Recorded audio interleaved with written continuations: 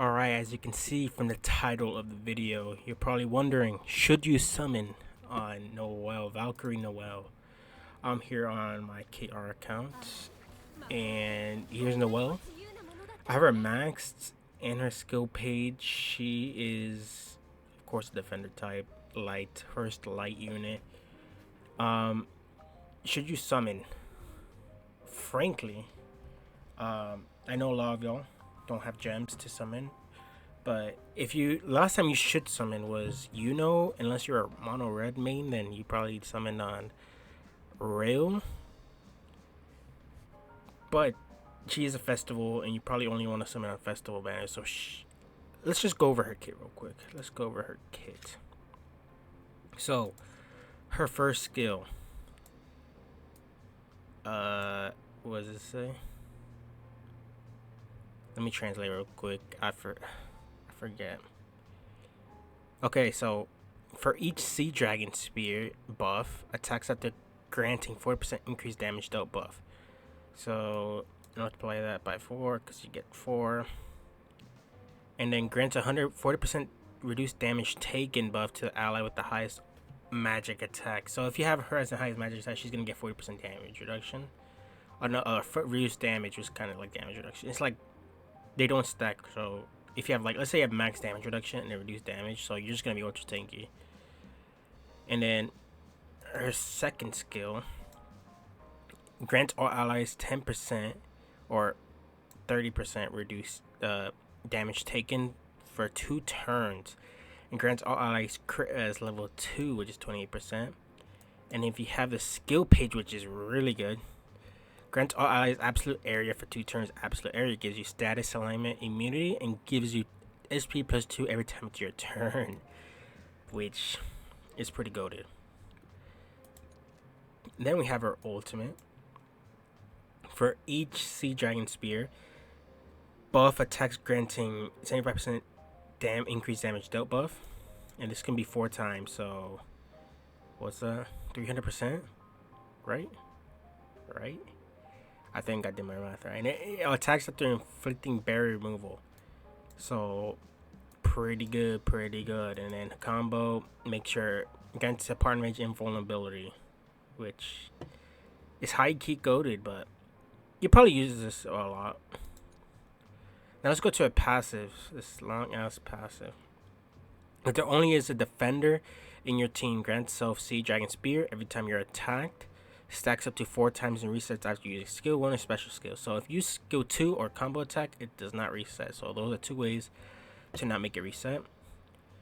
And it resets every time you do it. So you don't like necessarily have to have 4 and then it resets. You can have 2 and then use it and it resets. So you gotta work around it. And when it stacks at 4, remove immortality from the enemy before attacking. So it's a good way to kill Asta. And then here, ALR plus 2 if there's only a single defender in your team, grants self taunt removal at the start of turn. So basically counters Marileona's taunt if you're gonna make her the highest magic attacker or anyone else's. And then if you max her out, if there's only a single defender in your team, or I already said that, it adds on if there's only a single defender. Grant self a 30% increased mobility buff. And increased speed level 1. So basically this makes it the highest or the fastest character in the game. And of course she gets the stats when 125, but that's not in global. It won't come in the update. And yeah, that's basically her kit. She's really good. The good thing about her is you can run her with other defenders, because still having this utility skill 2 is really good as well, but you won't be going first, so they can kind of snipe her, but then again kind of can't. Because let's say you run her with like Asta, right? And then Charlotte, you're gonna be very tanky with all those damage reduction with Charlotte, and then we put this up and also skill 2. But I haven't seen that comp really, because you want to be utilizing her passive, making her only defender, because that's gonna make her really valuable going first every time. You're going first before William, you're going first before So Yeah, you're just gonna see her there. Let me translate her skill page real quick if I can find it.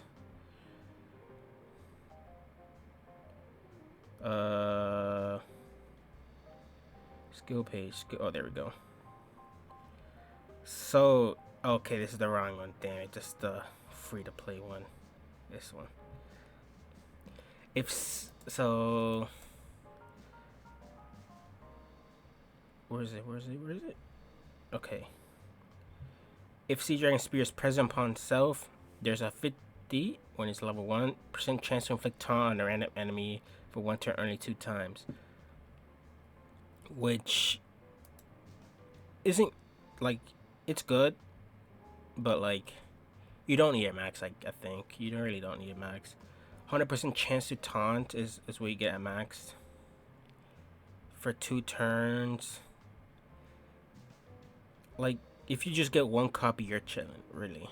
So yeah, you really don't need high investment because it's only 2 times. So yeah, you can really just get 1 copy for skill page. Other than that, the way you want to build her, I'll do that for a separate video because she's really a complex character to build. There's so many ways to build her. But let's go to the glossary and see what characters are coming after her. So after she dropped, the 2 characters that dropped were Gray right here and Zora. Gray works well with Noel, even though you won't get her full passive, but her ult is just really good. And then the DOTs, if you run something kind of like that, she can work well with Noel. That team is really good.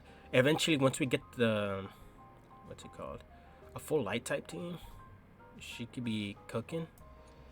And Zora is basically cooking Noel up. He can basically one-shot her at times if you build him right. I've seen that happen. So unless it's like a really tanky Noel, but I'll tell you about that later in a different video. So characters that aren't yet on global, this Noel and this Kahono, which don't really, you guys are gonna skip them either way. I should probably make a video because I think DOT buffs are coming this update, and Noel might get huge buff. And he is actually he'd probably be pretty useful along with other DOT characters. Mainly the DOTs are getting buffed is like Bleed, Poison, and Shock. Because those are added effects, extra effects if you put like a certain amount of them on a character. So having those DOTs combined with her is always good. It can make some pretty good teams. It's just once I think with Noel the comp starts getting, the teams start getting a little bit different. You're still gonna see her on mono green, which is good. And then Zora, just I think he is like the best character for team building because his passive requires every character to be a different type, which is amazing. And then she's just like a PvE unit. I do see people using her in PvE to do some funny stuff, but I don't think it's optimal. I'll probably catch a few people. And then yeah, those are the only characters Global is missing. I think we're about to get Fenrir here in JP like in 2 days or something when she drops. I might stream summons maybe. But yeah, Noel, should you summon on Noel?